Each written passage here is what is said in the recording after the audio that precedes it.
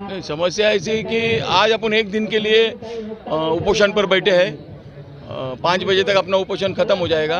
लेकिन ये ऑर्केस्ट्रा बार के बारे में मैंने एक कंप्लेंट डाली थी। जो सांताक्रूज ऑर्केस्ट्रा बार, सांताक्रूज पुलिस स्टेशन के हद में 3 ऑर्केस्ट्रा बार है। एक लक्षद्वीप है, एक झरना है, एक तराना है, जो राज्य उत्पादन शुल्क के क्यू डिवीजन के हद में आता है। 4 महीने से मैं इन पर काम करके कार्रवाई की मांग कर रहा हूँ कि भाई ये सुबह 5 बजे तक चलता है, नियमों का सारा उल्लंघन करते हैं, बराबर।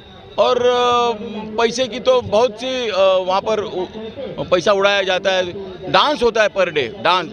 मैंने क्लिप भी दिया है प्रशासन को, पुलिस को दिया है, डिवीज़न को दिया है, कोई नहीं। वो सब महानगर पालिका पूरा रेड जो होती है वो दिखावा होता है। आप साल में एक रेड करोगे और 364 दिन वो चलेगा तो उस रेड को कोई महत्व नहीं है। अभी 2024 में राज्य उत्पादन शुल्क ने खुद कार्रवाई किया और उन्होंने अपने गुन्हे पत्र में लिखा है ये 3 बजे तक चल रहा था, और मालिक कबूल भी कर रहा है कि ये 3 बजे तक हाँ चला रहा था। मेरे दोस्त लोग बैठे थे, कोई दोस्त नहीं होता है, वो सब ग्राहक ही होते हैं और लाखों करोड़ों का वहाँ व्यवहार। ये कार्रवाई करके बंद करे, 5 बजे तक चल रहा है और वहाँ के लोगों को काफ़ी दिक्कतें आती है। सुबह तक चलता है, गाड़ियाँ की रेल चेल होती है, ग्राहक दारू पी के दंगा मस्ती करते हैं रोड पर। आम नागरिक, वो रेसिडेंटल एरिया है, वहाँ से पूरा अगर आप उस रोड से जाओगे तो आपको पूरा रेसिडेंटल एरिया दिखेगा। वहाँ की औरतें हैं, बुजुर्ग लोग हैं, बच्चे हैं, आना जाना वहीं।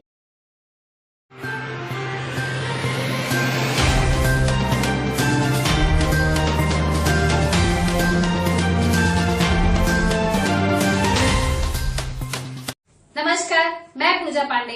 आप देख रहे हैं मेट्रो दिनांक टीवी न्यूज। आइए देखते हैं आज की खास खबर।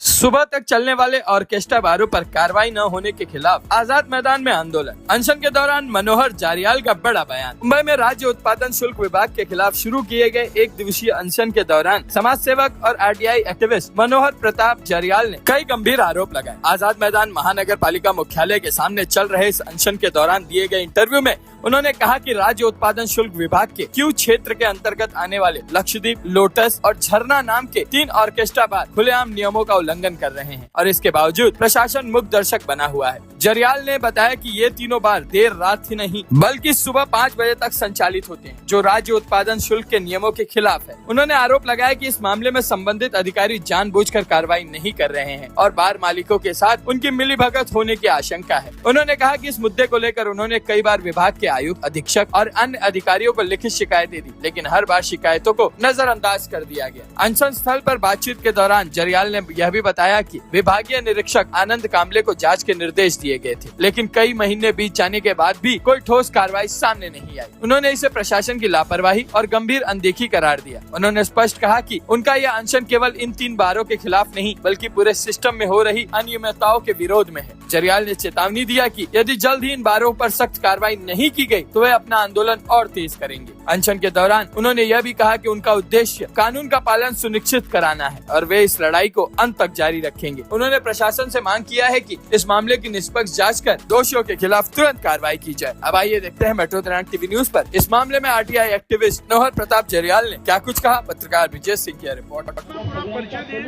हमारे देखने वाले दर्शकों को, और जिस तरह कानून का उल्लंघन करते हुए अगर सुबह तक का अगर बार चालू रखते हैं तो आपने पत्र व्यवहार हर जगह किए थे क्या? जी जी, हमारे देखने वाले दर्शकों को इसके बारे में क्या कहना चाहिए? मैं मनोहर जारियाल, आरटीआई एक्टिविटीज़ हूँ और समाज में चलने रहे विघातक कार्यों पर समय समय पर आवाज़ उठाता हूँ। काफ़ी ऐसे भ्रष्टाचार को मैंने उजागर किया है।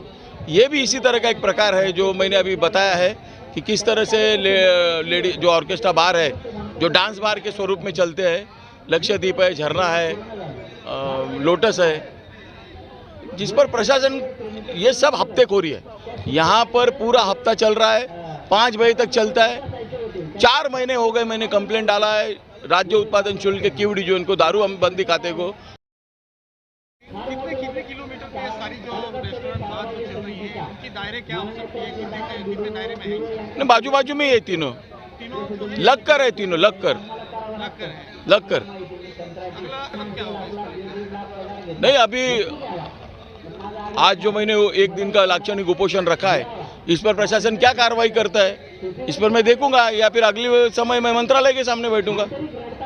यहाँ पर मंत्रियों को मैं आह्वान करता हूँ, तीनों डिपार्टमेंट के, मुंबई महानगर पालिका, राज्य उत्पादन शुल्क और पुलिस खाते के, जो हमारे माननीय मुख्यमंत्री जो है, जिनका मैं भी चाहता हूँ, वो इसको देखे और समझे किस तरह से ऑर्केस्ट्रा बार धड़ल्ले से चल रहे हैं। कोई कार्रवाई नहीं होती है, महानगर पालिका कोई कार्रवाई नहीं करती है। 3000 का एरिया है ग्राउंड और फर्स्ट फ्लोर पे, 6000 एरिया चला रहे हैं, कोई महानगर पालिका कोई कार्रवाई नहीं। पूरा स्ट्रक्चर इलीगल है, नोटिस भी दिया है, गलत तरीके से दिया है। मैं मांग कर रहा हूँ, हर बार जाके बता रहा हूँ।